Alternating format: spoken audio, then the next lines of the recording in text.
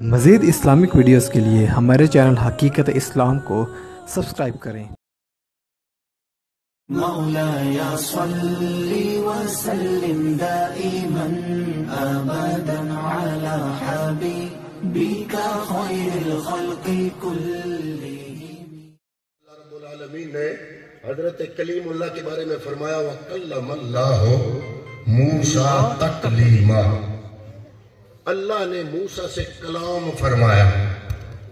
کیا فرمایا؟ اللہ نے کیا کیا؟ بس میں یہ اپنا عنوان جو ہے نا اس پہ آپ کو سمجھا کے اپنے عنوان کو لپیٹنا چاہتا ہوں، لیکن یہ بات بڑی سمجھنے والی ہے۔ اللہ نے فرمایا میں نے موسیٰ سے کلام فرمایا۔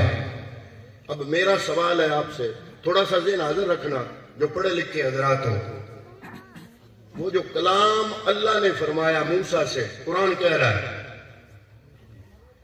اور ایک جگہ پہ فرمایا سورہ نمل میں وَنَادَا، ہم نے موسیٰ کو ندا دی۔ وہ جو اللہ نے ندا دی اور کلام کیا، میں آپ سے سوال کرنے لگا ہوں کہ وہ آواز تھی؟ اگر آواز مانو تو آواز اللہ کی صفت بنتی ہے اور صفت محدود ہوگی پھر، بے شک، کیونکہ آپ کی آواز کو یہ موبائل ریکارڈ کرتا ہے۔ جو چیز آپ کا موبائل ریکارڈ کر رہا ہے اس کا وجود ہے، چاہے غیر مرئی ہے۔ پرانے زمانے میں ٹیپیں ہوتی تھی، ریل چلتی تھی، وہ ریکارڈنگ ہوتی تھی کس کی؟ آڈیو۔ آڈیو کیا ہے؟ آواز۔ میرا آپ سے سوال ہے وَكَلَّمَ اللَّهُ مُوسَىٰ تَكْلِيمًا، اللہ نے موسیٰ سے کلام فرمایا، بات فرمائی۔ میرا سوال ہے کیا اللہ نے آواز سے کلام فرمایا؟ اگر آپ آواز مانو گے تو پھر حلق بھی ماننا پڑے گا، پھر زبان بھی ماننی پڑے گی، پھر خنجرہ، حلق کا گلا جہاں خنجرہ سے آواز نکلتی ہے یہ بھی ماننا پڑے گا۔ تو تم نے تو پھر اللہ کا جسم مان لیا، پھر تمہاری توحید کہاں جائے گی کہ اللہ کا جسم مان لیا؟ حالانکہ اللہ جسم سے پاک ہے، بولیے اللہ جسم سے پاک ہے، اللہ جسم سے پاک ہے۔ پھر اللہ نے جو کلام کیا وہ آواز سے کیا۔ آئی جان شکنجے اندر۔ امام غزالی سے پوچھا، ابھی تھوڑی دیر پہلے میں پوچھ رہا تھا ان سے، سبحان اللہ، ان کی احیاء العلوم سے میں پوچھ رہا تھا ان سے، میں کہہ رہا تھا جناب جواب دیجئے، کلیم سے رب نے جو کلام کیا کیا وہ صوت تھی، آواز تھی؟ انہوں نے فرمایا آواز مانو گے تو آواز رب کی صفت بنے گی، صفت بنے گی تو محدود ہوگی، جب صفت محدود مانو گے تو رب کو محدود مانو گے، تمہارا رب پہ ایمان کیسے رہے گا؟ میں نے کہا پھر سمجھ نہیں آئی۔ انہوں نے کہا کہ جناب انسان علم حاصل کرتا ہے 5 حواس کے ذریعے سے،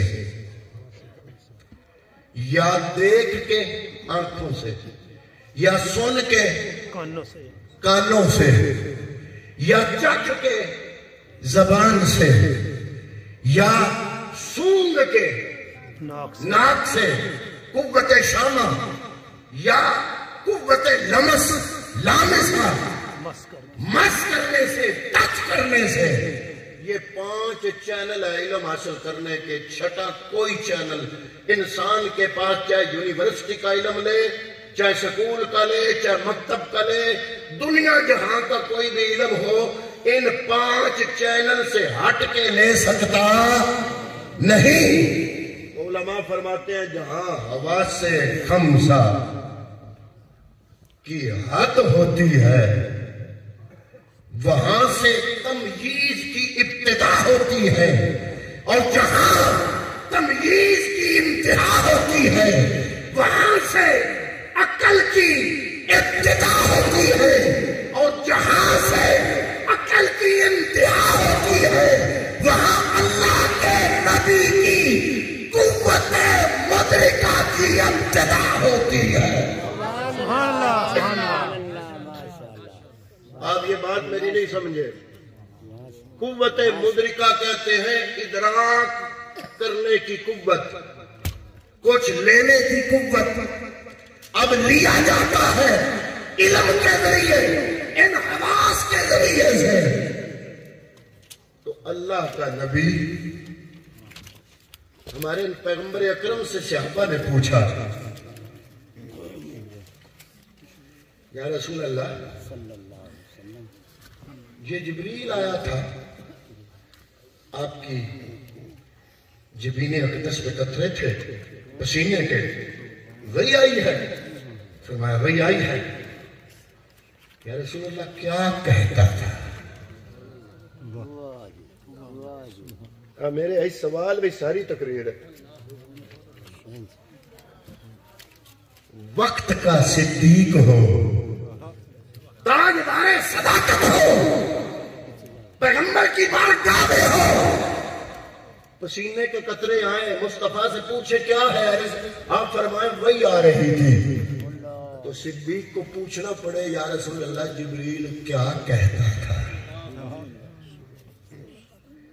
دنیا کے سارے اولیاء ولایت صغریٰ والے ہیں، ابو بکر ولایت کبریٰ کا حامل ابو بکر، اور اولیاء کا شہنشاہ مولا علی یہ پوچھ رہے ہوں کہ جبریل کیا کہتا تھا، تو پتہ چلا جو قوت مدرکہ ہے، پیغمبر کی قوت مدرکہ، ہمارے ادراک کے 5 چینل جہاں ختم ہو جائیں وہاں سے نبی کی قوت مدرکہ، علم لینے کی قوت کی ابتدا ہوتی ہے۔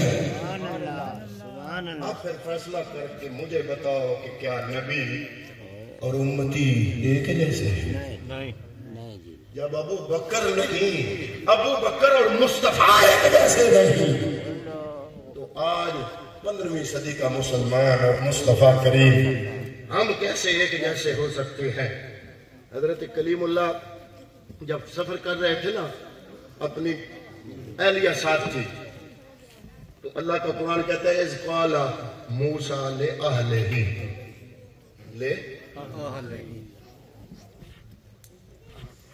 یہ کوئی داستان نہیں سنا رہا، قرآن سنا رہا۔ اہل کا لفظ قرآن موسیٰ کی بیوی کے لیے بول رہا ہے۔ آج ہم اس مخمصے میں ہیں کہ اہل بیت میں پیغمبر اکرم کی ازواج ہیں کہ نہیں ہیں؟ اللہ کا قرآن کہہ رہا ہے کہ اذ قال موسیٰ لآلہ، جب موسیٰ علیہ السلام نے ٹھٹھرتی رات تھی، سردیوں کی رات، اپنی بیوی سے فرمایا انی آنست نارا، وہ دور سے میں آگ دیکھ رہا ہوں، تم یہاں بیٹھو میں وہ آگ لے آؤں۔ اب واقعہ اللہ اور قرآن نے کہا کہ موسیٰ علیہ السلام کی بیوی ان کی کیا ہے؟ اہل۔ پتہ چلا کہ اہل میں بیویاں بھی ہوتی ہیں، اور جو سگا بیٹا ہے حضرت نوح علیہ السلام کا سورہ ہود کی آیت نمبر 46 ہے، اللہ کے قرآن نے فرمایا انہ لیس من اہلک، اے نوح یہ تیرا بیٹا ہے پر یہ ہے سگا بیٹا، اہل بیت میں نہیں۔ یا اللہ وجہ فرمایا انہ عمل غیر صالح، اس کے عمل غیر صالح ہے۔ پتہ چلا یہ رب کی شان ہے، عمل غیر صالح ہو تو سگا بیٹا بھی رب کا قرآن کہتا ہے اہل بیت سے نکل جاتا ہے، اور اگر عمل صالح موسیٰ علیہ السلام کی بیوی ہو. اللہ کا قرآن کہتا ہے کہ اذ قال موسیٰ لآلہ، جب موسیٰ اپنی آل بیت یعنی اپنی بیوی سے فرما رہا تھا. اب اس پہ میں مزید لمبی چوڑی وضاحت نہیں کروں گا کیونکہ یہ عنوان الگ ہے، درمیان میں ویسے آ گیا. جملہ معترضہ کے طور پہ تو پتہ چلا کہ مصطفیٰ کی آل بیت میں امام حسن اور حسین سے تو کوئی انکار کرتا ہی نہیں ہے. فاطمہ الزہرا سے تو کسی کا انکار نہیں ہے. اگر آل بیت کو بھی شامل کر لو تو کیا حسن و حسین آل بیت سے نکل جائیں گے؟ بولیے. اگر نبی کی بیویاں بھی آل بیت میں شامل کر لو تو کیا فاطمہ الزہرا اہل بیت سے نکل جائے گی؟ اگر مصطفیٰ کی ازواج کو اہل بیت میں شامل کرو تو حسن حسین اور فاطمہ الزہرا پہلے بھی اہل بیت ہے پھر بھی اہل بیت ہی ہے. حضور نے اس لیے فرمایا کیونکہ بیٹیاں اگلے گھر چلی جاتی ہیں نا، اگلے گھروں کا اہل ہوتی ہیں، تو اس لیے حضور نے بول کے فرمایا کہ یہ فاطمہ حسن حسین اور علی یہ میرے اہل بیت ہیں. حضور نے چادر اوپر ڈالی. پیغمبر نے جن کو اہل بیت کہا ہم سنی ان کو بھی اہل بیت مانتے ہیں. اور پورے رکوع میں قرآن نے نبی کی ازواج کا ذکر کر کے آخر میں یہ فرمایا اہل البیت ویطہرکم تطہیرا. اللہ نے مصطفیٰ کی بیویوں اور ازواج کو اہل بیت میں شامل کیا. ہمارے سنت والجماعت ان کو بھی اہل بیت میں شامل کرتے ہیں. تو حضرات محترم، میں نے کیا عرض کیا کہ مصطفیٰ کریم اعلیٰ اخلاق لے کے آئے، لیکن اخلاق آپ نے سکھائے ضرور، لیکن یہ نہ سمجھو کہ حضور کو اپنے پہ قیاس کرو، بلکہ جہاں پہ انسانیت کی قوت مدرکہ کی انتہا ہوتی ہے وہاں سے پیغمبر کی قوت مدرکہ کی ابتدا ہوتی ہے. اور جبریل آ کے بھی بات کریں گے. اور میں نے وہ عرض کیا، وہ سوال اٹھایا آپ کی بارگاہ میں کہ اللہ نے کیسے بات کی، آواز سے، صوت سے. یہاں پر مفسرین اس کا جواب دیتا جاؤں نا، آپ یوں نہ کہیں کہ جواب نہیں آیا. علماء مفسرین نے فرمایا کہ رب کی وہ جو بات تھی اس کا تعلق صرف سماع سے نہیں تھا، اللہ آواز کانوں سے سنی. حضرت موسیٰ سر کے بالوں سے لے کے پاؤں کے تلوے تک ایک ایک عضو اللہ رب العالمین کی اس بات کو سن رہا تھا. آواز آنکھیں نہیں سنتی، آواز زبان نہیں سنتی، آواز صرف کون کان سنتے ہیں. اور کلیم اللہ سے رب جب ہم کلام تھا تو کلیم اللہ صرف کان سے نہیں سن رہے تھے، کلیم اللہ کے جسم کا ایک ایک ذرہ اور ایک ایک بال وہ سراپا سماعت بن کے رب کا کلام ہر زاویے سے سن رہا تھا. تو اس لیے اللہ کے کلام کو آواز نہیں کہا جا سکتا. یہ وہ قوت مدرکہ ہوتی ہے جو پیغمبر محسوس کر سکتا ہے، غیر پیغمبر یہ محسوس کر سکتا نہیں. اس لیے بار بار صحابہ کو پوچھنا پڑتا تھا یا رسول اللہ جبریل کیا کہہ رہا ہے. بارگاہ میں بیٹھ کر بھی پوچھا کرتے تھے. تو دعا کرتے ہیں کہ اللہ رب العالمین ہمیں مصطفیٰ کریم کے لائے ہوئے اخلاق کے عظیمہ کے مطابق زندگی کے شب و روز گزارنے کی توفیق عطا فرمائے. اللہ تعالیٰ ان دوستوں کی محنت کو محمد ارشد صاحب، محمد اجاز صاحب، حاجی محمد نذیر صاحب، محمد بشیر صاحب اور دیگر